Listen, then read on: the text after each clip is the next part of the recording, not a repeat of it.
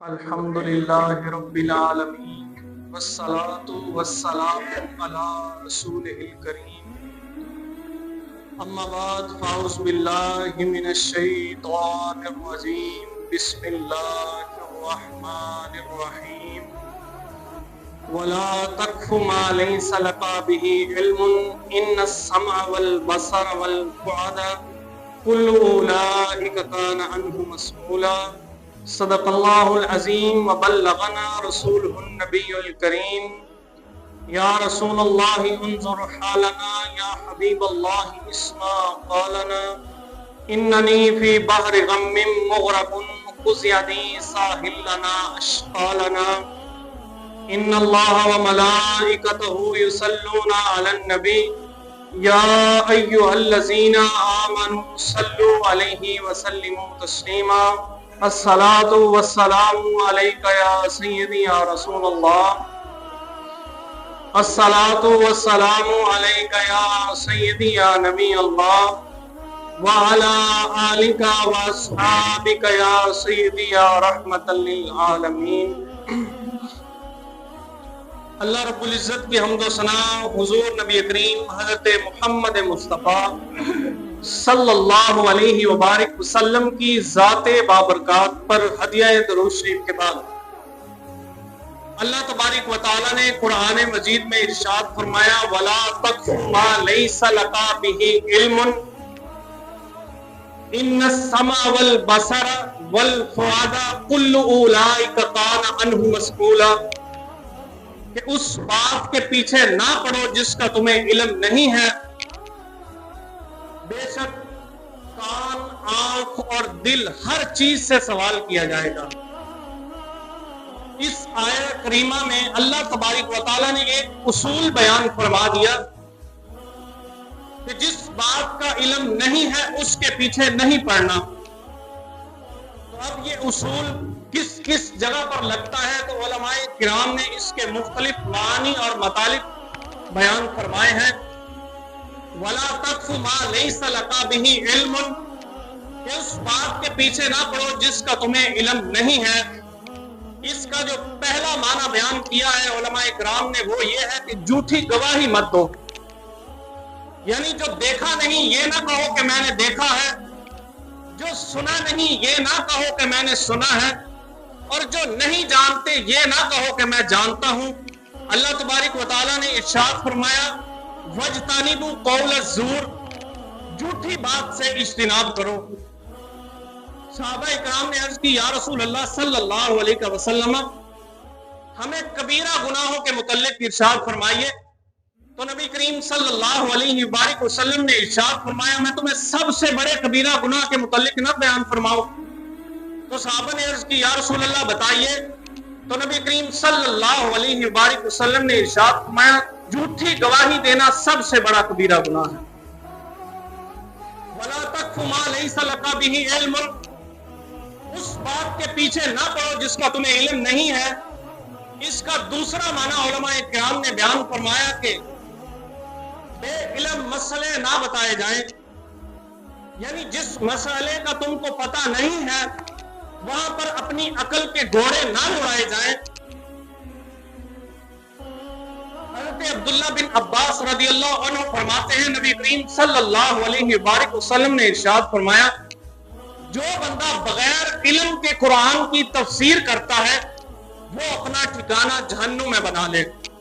اور ایک حدیث پاک میں آتا ہے کہ روز قیامت سخت ترین عذاب اس پیشوا کو ہوگا جو اپنی جہالت کے سبب لوگوں کو گمراہ کرتا ہوگا۔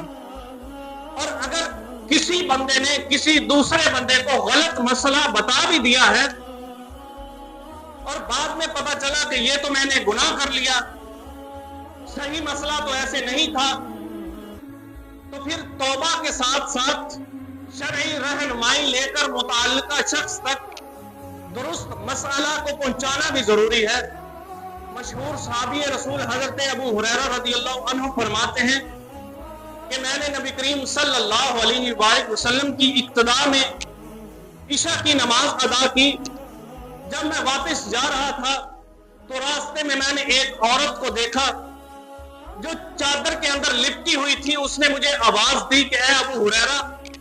میں نے بہت بڑا گناہ کر لیا ہے، کیا میرے لیے کوئی توبہ ہے؟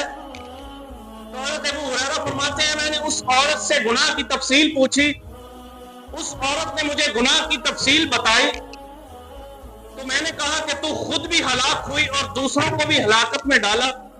یعنی اتنا بڑا گناہ کر کے اب بھی تو کچھ توبہ کی امید رکھتی ہے؟ اللہ کی قسم تیرے لیے کوئی توبہ نہیں۔ حضرت ابو ہریرہ فرماتے ہیں جب میں نے اس عورت کو یہ بات کہی تو وہ خوف سے کانپنے لگی اور بے ہوش ہو کر گر گئی۔ ابو ہریرہ فرماتے ہیں کہ میں وہاں سے اپنے راستے چل پڑا، بعد میں میرے دل میں خیال آیا کہ ہمارے درمیان حضور نبی کریم صلی اللہ علیہ وآلہ وسلم موجود ہے، تو میں نے آپ سے پوچھے بغیر حکم سنا دیا۔ جب صبح ہوئی فرماتے ہیں میں حضور کی بارگاہ میں گیا، سارا واقعہ سنایا،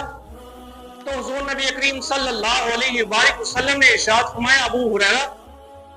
تو خود بھی ہلاک ہوا اور اس عورت کو بھی ہلاکت میں ڈالا، کیا تمہیں قرآن کریم کی یہ آیہ مبارکہ یاد نہیں؟ الا من تاب وآمن وعمل عملا صالحا فاولئک یبدل اللہ سیئاتہم حسنات وقان اللہ غفور الرحیم۔ اللہ فرماتا ہے جس بندے نے توبہ کی اور پھر ایمان لایا، پھر اس نے نیک اعمال کیے، اولئک یبدل اللہ سیئاتہم حسنات، اللہ فرماتا ہے ہم اس کی برائیوں کو نیکیوں میں تبدیل فرما دیں گے،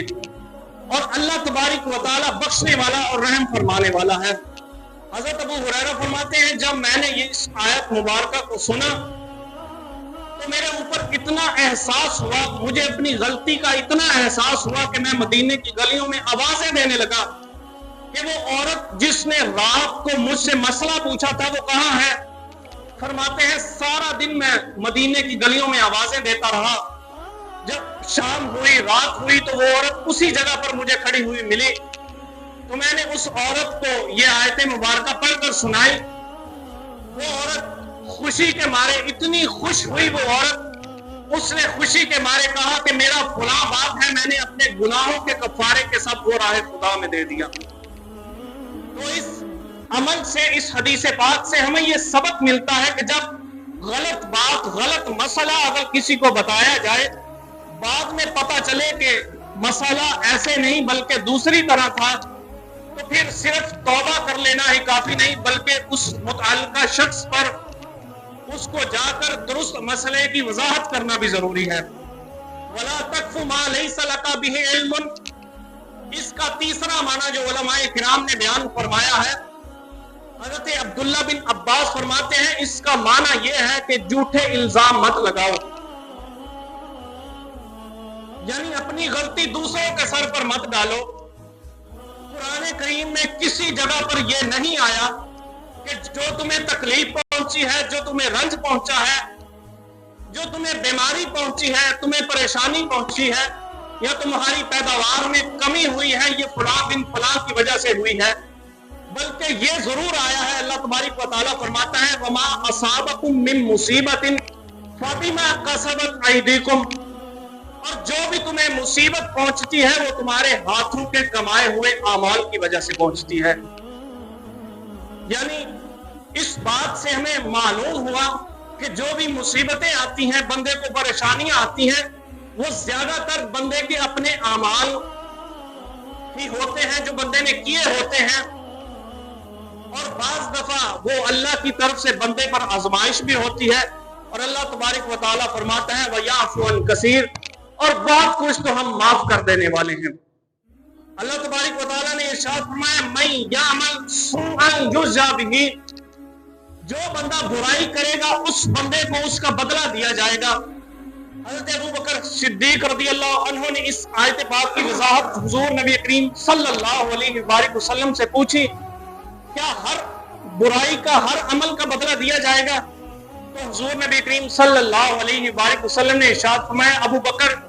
اللہ تیری بخشش فرمائے، کیا لوگوں کو تکلیف نہیں پہنچتی، لوگوں کو غم نہیں پہنچتا، لوگوں کو پریشانیاں نہیں پہنچتی؟ تو حضرت ابو بکر صدیق نے عرض کی یا رسول اللہ یہ سارے کام ہوتے ہیں، حضور نے ارشاد فرمایا یہ تمہارے اعمال کا بدلہ ہی تو ہے. بس اللہ فرماتا ہے وَيَعْفُو عَنْ كَثِيرٍ، اور بہت سی چیزوں کو تو ہم معاف کر دینے والے ہیں. حضور نبی کریم صلی اللہ علیہ وآلہ وسلم نے ارشاد فرمایا جس بندے نے کسی مومن کے بارے میں ایسی بات کہی جو اس مومن کے اندر نہیں پائی جاتی، وہ اپنا ٹھکانہ جہنم بنا لے جب تک کہ وہ اس بات سے توبہ نہ کر لے. اور اللہ تبارک و تعالیٰ کی بارگاہ میں دعا ہے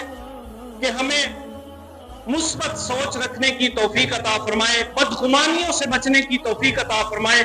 اللہ تبارک و تعالیٰ نے ارشاد فرمایا یا ایھا الذین آمنوا اجتنبوا کثیرا من الظن، اے ایمان والو بہت سے جو گمان ہے وہ گناہ ہے، بدگمانی سے بچا کرو. نبی کریم نے ارشاد فرمایا جو گمان ہے اس سے بچا کرو کیونکہ گمان بہت بڑا جھوٹ ہے. تو اللہ تبارک و تعالیٰ کی بارگاہ میں دعا ہے کہ اللہ رب العزت ہمیں اس پر عمل کرنے کی توفیق عطا فرمائے. وما علیہ الا البلاغ المبین.